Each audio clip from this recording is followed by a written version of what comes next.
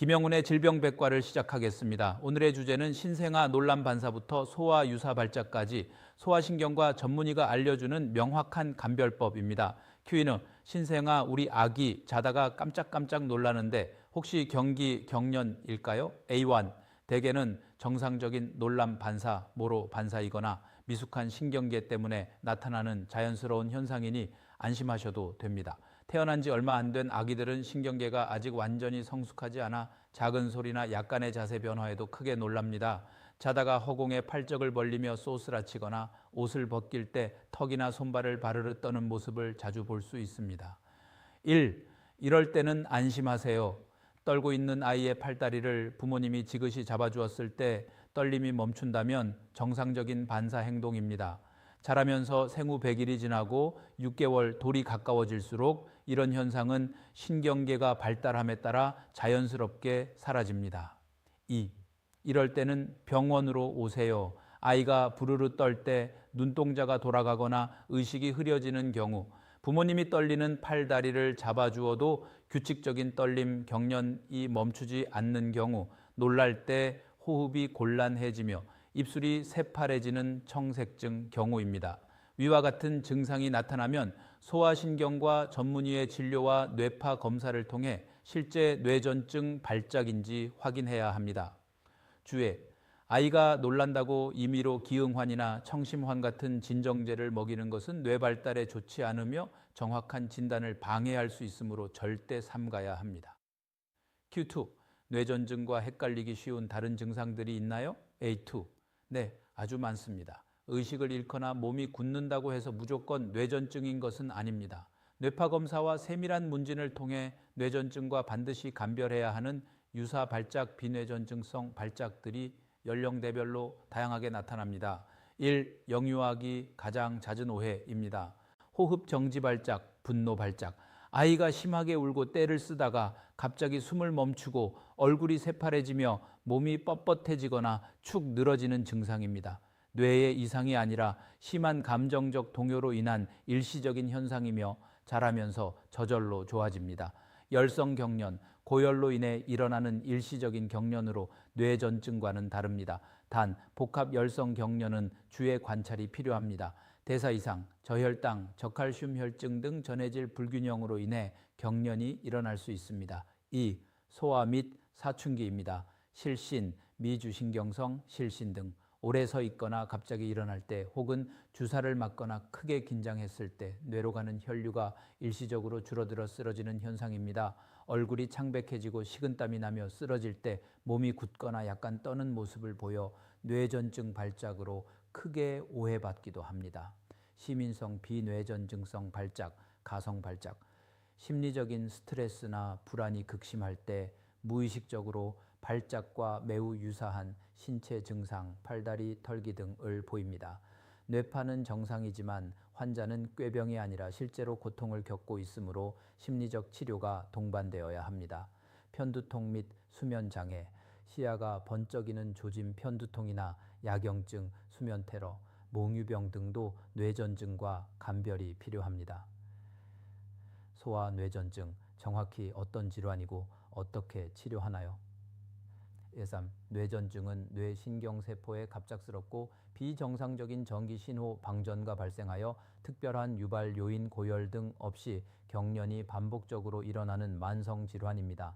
전체 뇌전증 환자의 약 30%가 뇌가 활발히 발달하는 4세 이전 소아기에 발병합니다. 1. 다양한 발작의 얼굴입니다. 전신이 뻣뻣해지고 떠는 대발작만 있는 것이 아닙니다. 하던 행동을 멈추고 수초간 멍하게 허공을 응시하는 결심발작, 깜짝 놀라듯 머리나 몸통을 앞으로 움찔거리는 근육간대 경련 발작, 의식이 흐려진 차에 한쪽 얼굴만 실룩거리거나 입맛을 쩝쩝 다시는 국소 발작 등 형태가 매우 다양합니다. 2. 정확한 진단과 희망적인 치료입니다. 뇌파 검사 EEG와 뇌 MRI를 통해 정확한 발작 아형을 진단하는 것이 치료의 첫걸음입니다. 최근에는 부작용이 적고 효과가 뛰어난 다양한 항뇌전증약이 개발되어 있어 약물 치료만으로도 약 70, 80%의 소아 환자가 경련 없이 일상생활을 유지하고 완치 단약에 이릅니다. 약물로 조절이 어려운 난치성 뇌전증의 경우에도 케톤 생성 식이요법이나 뇌전증 수술 등 다양한 대안적 치료법이 발전하고 있습니다. 작은 소리에도 깜짝깜짝 놀라는 우리 아이 왜 그럴까요? 에 대하여 말씀드리겠습니다. 육아를 하다 보면 문 닫히는 소리나 바닥에 눕히는 작은 움직임에도 쏘스라치게 놀라는 아기들 때문에 부모님도 덩달아 가슴을 쓸어내리곤 합니다. 우리 아이 신경이 너무 예민한 건 아닐까 걱정되신다면 아기의 발달 과정을 이해하는 것이 큰 도움이 됩니다. 키우인 유독 잘 놀라고 예민한 우리 아기 괜찮은 걸까요? 에이. 네. 아기의 신경계가 아직 세상을 향해 공사 중이기 때문입니다. 아기들 중에는 태어날 때부터 감각 기질이 예민하고 긴장도가 높은 아이들이 있습니다. 이런 아이들은 자극을 걸러내는 뇌의 브레이크 기능이 아직 미숙해서 어른에게는 아무렇지 않은 자극, 자세 바꾸기, 옷 벗기기 작은 소리에도 마치 허공에 떨어지는 듯한 큰 충격을 느낍니다. 체크 포인트, 손발을 파르르 떤다면? 아기가 흥분하거나 옷을 갈아입힐 때 턱이나 손발을 순간적으로 부르르 떠는 모습을 볼 수 있습니다.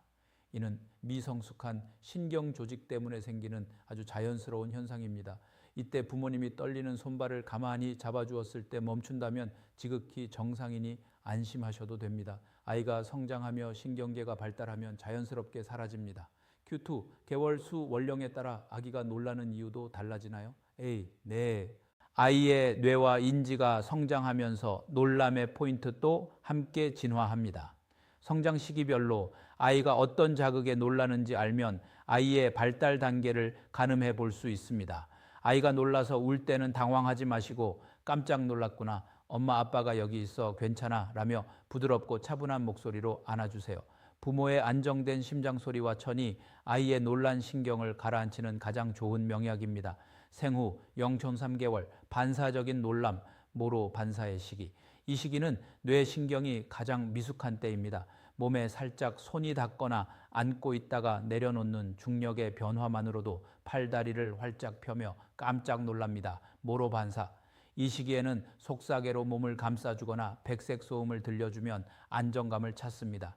생후 4, 5개월 진짜 큰 소리에 반응하는 시기 100일이 지나면 원시 반사인 모로 반사가 서서히 사라집니다. 이제는 살짝 닿는 것에는 크게 놀라지 않지만 천둥소리나 쾅 닫히는 문소리처럼 근원을 알 수 없는 진짜 큰 소리에 놀라기 시작합니다. 생후 6, 9, 8개월 시각적 인지 발달, 낯가림의 시작, 뇌가 발달하면서 익숙함과 낯설음을 구분하게 됩니다.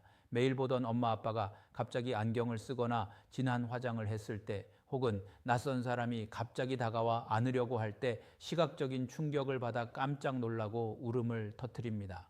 생후 9개월 이후 예측 불가능성에 대한 놀람, 세상에 대한 데이터가 쌓이는 시기입니다. 갑자기 튀어나오는 깜짝 장난감, 훅 다가오는 강아지, 갑자기 켜지는 청소기처럼 예상치 못한 움직임과 소리에 놀랍니다. 하지만 원령이 높아질수록 스스로 상황을 예측하고 조절하는 능력이 생겨 놀라는 빈도는 점차 줄어들게 됩니다. 소아신경과 전문의 김영훈 교수였습니다.